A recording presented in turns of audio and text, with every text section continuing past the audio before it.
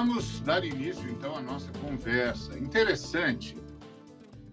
O Brasil foi um país colonizado por Portugal, não é? Hoje, por exemplo, dia 2 de julho, que nós estamos gravando, a gente celebra a independência do Brasil, a que aconteceu na Bahia, não é? Onde houve luta para expulsar os portugueses, e, de fato, é uma data extremamente importante, porque no dia 2 de julho, as tropas portuguesas foram, de fato, expulsas do Brasil e o Brasil reafirmou a sua independência.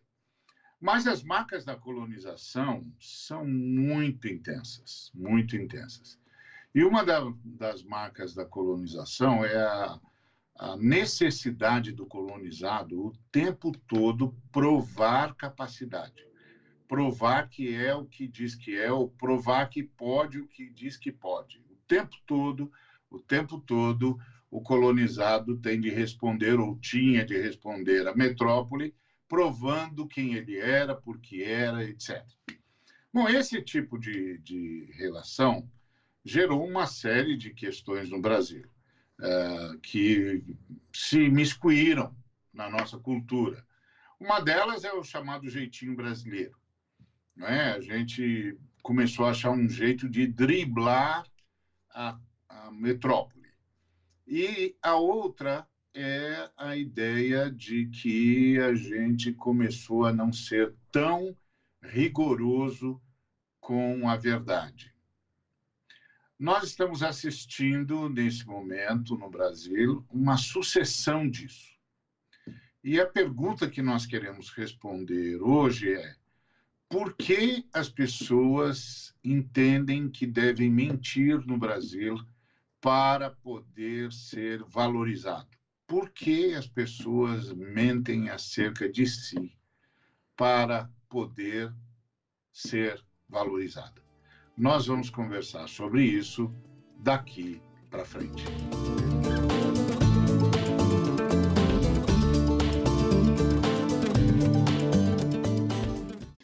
As Escrituras Sagradas dizem lá em Êxodo, capítulo 23, versículo 1, que a gente não pode espalhar notícias falsas. É uma ordem, é uma lei, é a lei que o Senhor deu a Moisés. Bom, parece que isso é o óbvio, não é? Parece que isso é o óbvio, ou deveria ser o óbvio. Não pode espalhar notícias falsas. Por quê? Porque as pessoas tomam decisões a partir das notícias que recebem, dos dados que obtêm. E se esses dados forem falsos, as decisões serão equivocadas. E o efeito de uma decisão equivocada pode ser desastroso. Pode ser desastroso. Você pode, inclusive, promover morte, promover destruição, porque não recebeu os dados que deveria ter recebido, porque os dados que chegaram até a sua mão eram mentirosos, eram falsos, etc. Então, nós estamos num governo sobre quem pesa a acusação de ter chegado ao poder mediante notícias falsas. As famosas fake news. Por causa disso, o eleitor foi às urnas com dados equivocados, manipulados, e acabou votando em quem votou, pensando estar votando em outra pessoa. Isso é muito grave, muito grave. Essa é a acusação que pesa sobre este governo, e inclusive, isso gerou toda uma investigação e agora já está no nível do judiciário e pode gerar uma série de complicações para a chapa eleita, por exemplo, porque é fraude. É fraude, há vários tipos de fraude. Um deles é o de omitir dados ou emitir dados falsos que levem as pessoas a tomarem decisões equivocadas e a sufragarem o que não sufragariam se tivessem, de fato, tido acesso à verdade. Muito bem. Agora, nesse governo, parece que isso virou uma tendência. Uma tendência.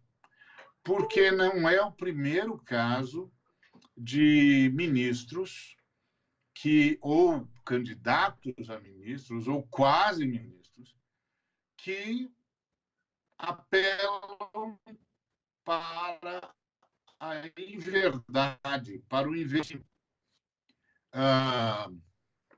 dizendo que tem cursos e graduações ou títulos que de fato não tem.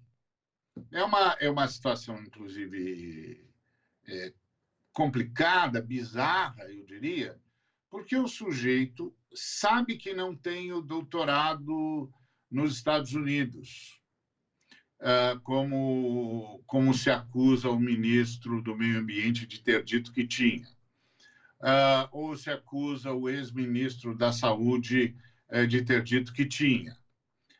Então, mas o sujeito, ele sabe que não tem. E agora, o ministro da Educação, que passou o menor tempo jamais visto num cargo, foi nomeado num dia, 1 ou 2 dias depois, ou 3, teve de pedir demissão. E por quê?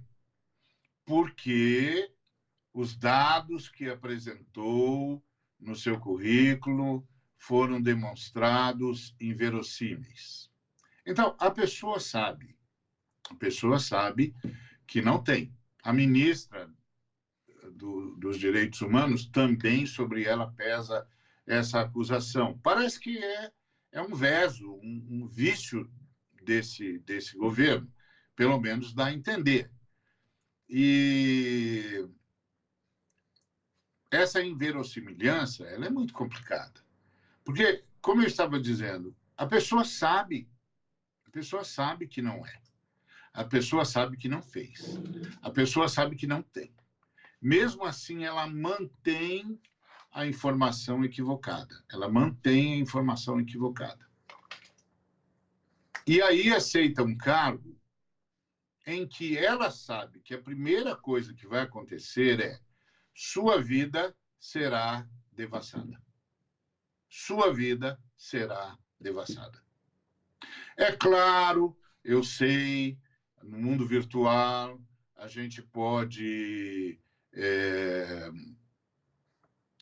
sofrer uma série de equívocos, ou seja, as pessoas dizem de você o que você não é, apresentam dados sobre você que não são seus, e você não tem controle sobre isso, porque esses dados não são checados com você. Quando você sabe deles, eles já se espalharam pela internet. Isso pode acontecer com qualquer um.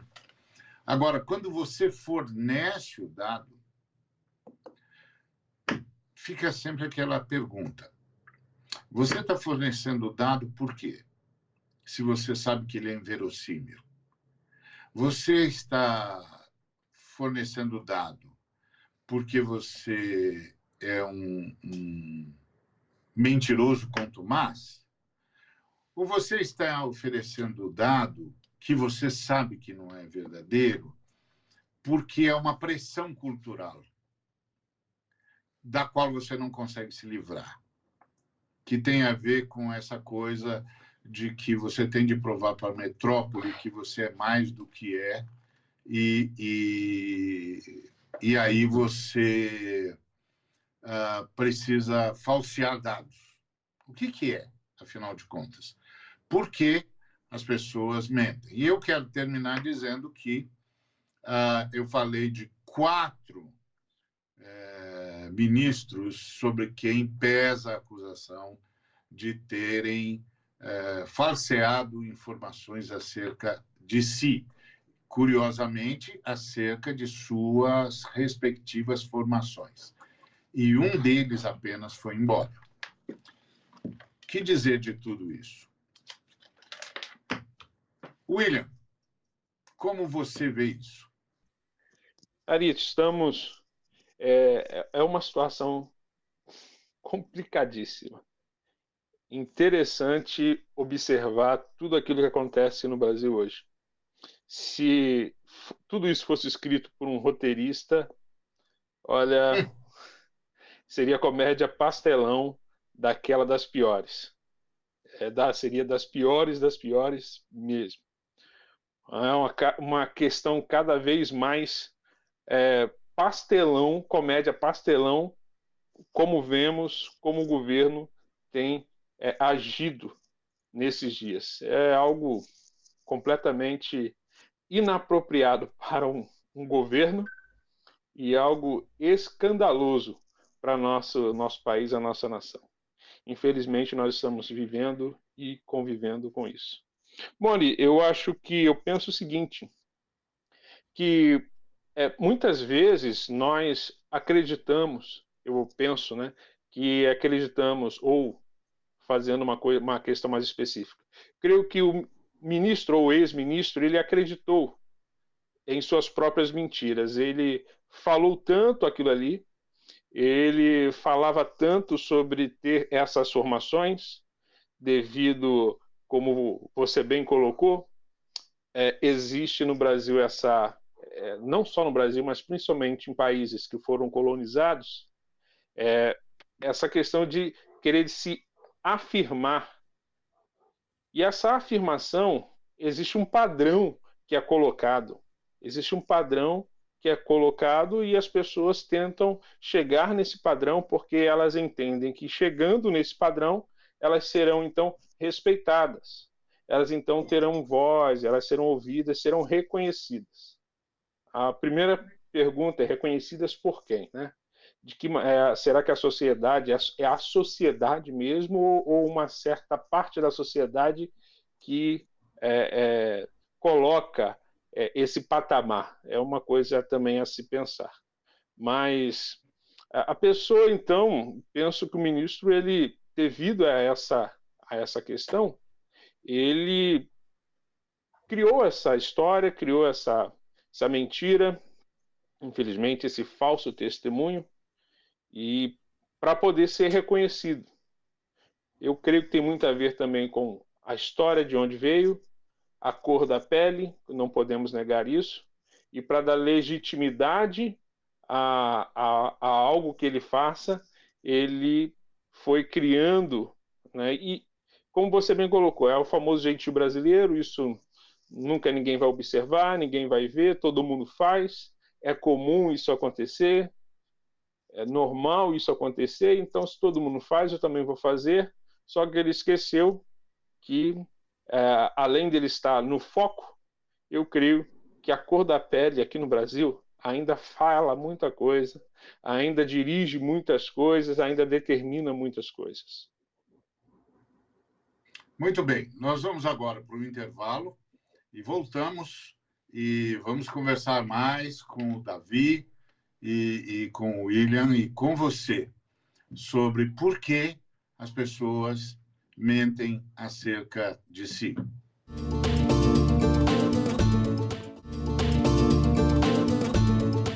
Davi, esse governo tem uma marca, né? Uma marca sobre ele, que é essa coisa da inverdade, da inverossimilhança. Agora, 4 ministros, que a gente saiba, né? 4 ministros têm sobre si essa acusação. Mas só um saiu correndo. O que houve? Boa tarde, Ari. Boa tarde, William, a todos, todas que nos ouvem. Você falou no início da coisa da nossa formação colonial. É muito interessante lidar com essa coisa da mentira, porque tem a ver com a história que nos contaram. Nos contaram tantas histórias que a gente acreditou, coisas básicas. E é interessante que o que está acontecendo com esse governo tem a ver com o vício de origem. Ele já nasceu fazendo campanha mentirosa, campanha de fake news. E parece que virou a norma, o padrão. O irônico é que não precisa. Quem exerce um cargo de comissão de confiança como ministro, é cargo de livre provimento, não precisa apresentar curso, nem curso superior. Ele é escolhido pela sua história, pela sua militância, e se tiver formação, melhor ainda. Então não precisava mentir. Não sei por que o pessoal está precisando mostrar o que não é. Mas na nossa história a gente está cheio dessas coisas. A nossa bandeira, você que é palmeirense ali, nossa bandeira tem verde, não é por causa das matas. Nossa bandeira tem verde porque era a cor dos Bragança, do Império, e que na proclamação da República se manteve o verde lá. Os bandeirantes são ensinados para nós como heróis, mas eles foram bandidos, eles foram torturadores, foram pessoas que escravizou, que matou, que estuprou, que hoje eles estariam nos programas criminais da televisão, esses sensacionalistas, mas passaram para a gente como heróis. E o chato, muito chato, é que muitos desses que estão mentindo hoje, com seus currículos e com suas ações, são crentes, são evangélicos. E isso me lembra uma expressão que minha mãe usava muito, antiga, que é a do santo do pau oco, que é aquele jeitinho brasileiro que o brasileiro dava para tirar o ouro de Minas Gerais sem que o português visse, sem que precisasse pagar o imposto do quinto. Então, eles recheavam o santo de ouro para poder contrabandear o ouro. Então, a gente está vendo uma farra de santos do pau oco. E pior, que é isso que dói, a mentira que envolve vidas, os dados do Ministério da Saúde, os meios de comunicação tiveram que se juntar para coletar os dados nas secretarias estaduais para passar o número verdadeiro para a população. Uma maquiagem feia e criminosa, que inclusive o ministro Celso de Mello falou que pode ter consequências, como e ser enquadrado no crime de genocídio. Enfim, o ministro da Educação quis parecer o que não era. Esqueceu que é negro, esqueceu que é parte de um grupo que, se errar, o bicho pega. Então, ele se expôs achando que estava sendo bem aceito na Casa Grande, mas o pessoal ainda quer ele na senzala. Muito bom, é isso, infelizmente. E esse tom de como o racismo aparece da pior forma possível o tempo todo. Aliás, não tem outra forma do racismo aparecer senão da pior forma possível.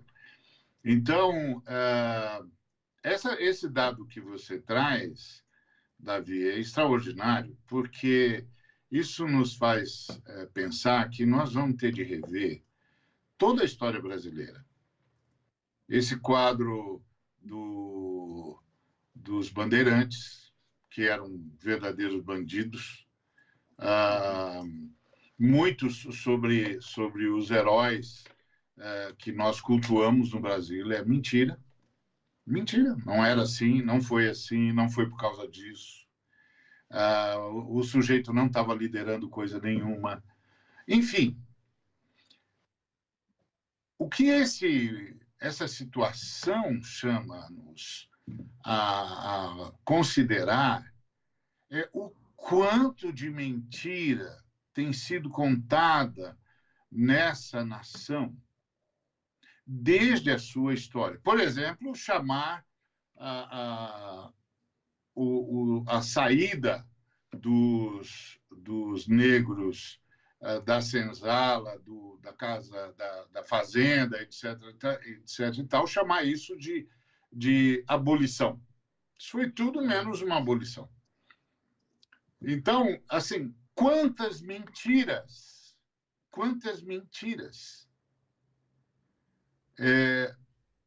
sustentam essa nação? Nenhuma mentira sustenta a nação. Então, quantas mentiras fazem a gente pensar que essa nação é o que não é?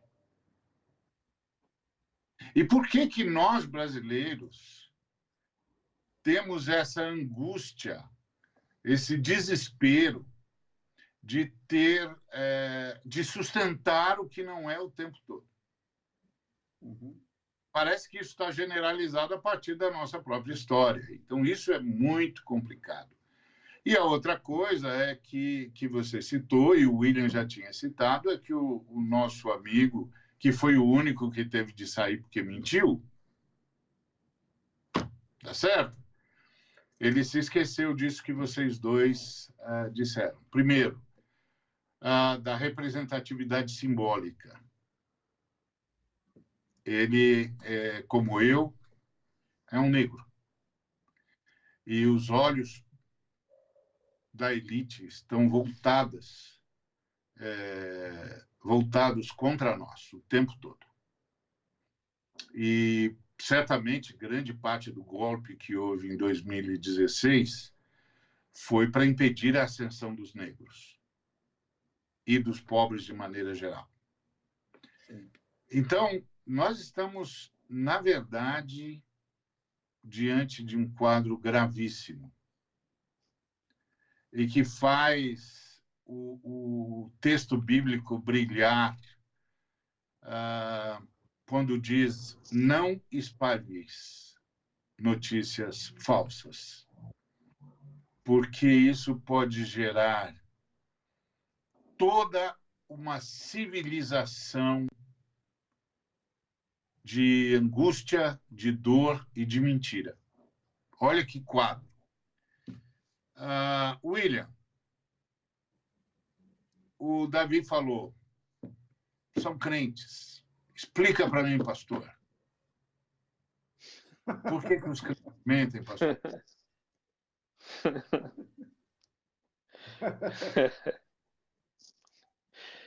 Explicar.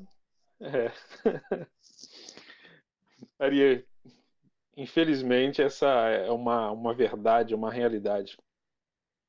Nós, enquanto seguidores de Cristo, deveríamos ser aqueles que andam com a verdade. Isso me faz claramente observar que se a pessoa, aquele que se diz seguidor de Cristo, porém não tem nele a verdade ou não caminha com a verdade, automaticamente ele não tem nada a ver com a pessoa de Cristo. Ele está em oposição à pessoa de Jesus. Ele não é, como nós dizemos, alguém que tem em si o Espírito do Cristo, nasceu de novo. Ele não é seguidor de Jesus. Ele pode seguir qualquer outra coisa menos aquele que é a verdade. Aquele que é a verdade. E é interessante a gente notar o texto que você leu, que o Êxodo 23 é uma ideia também da sociedade, é algo que fala a respeito de uma coletânea de pessoas, um grupo de pessoas, que a ideia é que você não pode ser levado pela maioria. Não pode ser levado pela opinião da maioria. Você não pode ser movido pela opinião da maioria. Não, mas a maioria está dizendo que é isso. Não, mas não é verdade. Não há verdade nisso. Mas a maioria está dizendo que é. Então não traz nenhuma reflexão a respeito disso. Nem se observa se é verdade ou não, porque a maioria está dizendo. E é isso que aconteceu no Brasil. Houve uma enxurrada devido a origens mentirosas, que fez com que hoje tivéssemos o governo. O fruto disso, o fruto da mentira, o governo de hoje é fruto da mentira. É fruto da mentira. E, infelizmente, muitos daqueles que se dizem seguidores de Cristo, irmãos nossos, auxiliaram nesse processo e continuam mantendo até hoje isso. Porém, é fácil observar aqueles que são verdadeiramente seguidores de Cristo, porque eles estão com Cristo. E Cristo diz que Ele é a verdade. Ele sim é a verdade. Se, pois, o Filho vos libertar, verdadeiramente sereis livres, é o contexto de João 8,32. que é tão utilizado. Conhecereis a verdade e a verdade vos libertará. Ou seja, a verdade é uma pessoa, é Jesus Cristo. Muito bom, é verdade. Aleluia, graças a Deus. Nesse país, então, isso faz toda a diferença. É assustador ver como os irmãos ainda apoiam essa sucessão de mentiras. Eles aceitaram as mentiras que foram contadas em relação ao governo popular, apoiaram um golpe de Estado baseado em mais uma mentira e agora herdaram um governo de mentira. Porque não passa disso. Haja vista o que está acontecendo no país, do ponto de vista econômico, do ponto de vista educacional, do ponto de vista da saúde, da luta contra o Covid-19. Eles apoiaram, acreditaram numa mentira e ajudaram a termos hoje um governo de mentira. Como você vê isso, Davi, nesses últimos 3 minutos que temos?